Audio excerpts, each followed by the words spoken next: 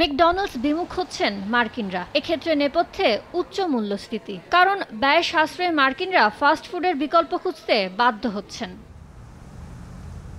বার্গারের জন্য সুপরিচিত ব্র্যান্ড ম্যাকডোনাল্ডস জানায়, মার্কিন দোকানগুলোয় বছর ব্যবধানে গত প্রান্তিকে অর্থাৎ এপ্রিল থেকে জুনে বিক্রি কমেছে 0.7%। একইভাবে ভোক্তাদের দোকানে টানতে হিমশিম খাচ্ছে স্টারবাকস, বার্গার কিং, ওয়েন্ডিজ, টেকো বেল সহ অন্যান্য নামি দামি ব্র্যান্ডগুলো।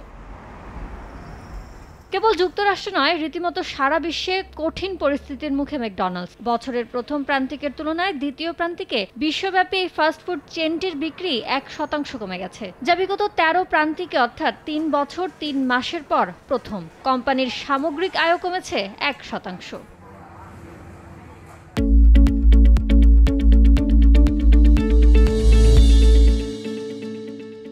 বৈশ্বিক বিক্রির মধ্যে গত প্রান্তিকে ফ্রান্সে ম্যাকডোনাল্ডসের বিক্রি কমেছে 1.1%। চীনের অর্থনৈতিক পুনরুদ্ধারের ধীরগতি ও মধ্যপ্রাচ্যের সংঘাতের মুখে সেখানেও ম্যাকডোনাল্ডসের বিক্রি কমেছে 1.3%। এর মধ্যে মধ্যপ্রাচ্যে বিক্রি কমার ক্ষেত্রে বড় ভূমিকা রেখেছে গাজায় যুদ্ধকে কেন্দ্র করে ম্যাকডোনাল্ডস ও স্টারবাকসের পণ্য বর্জনের ডাক। ইয়ানুর শিফাত, সময় সংবাদ।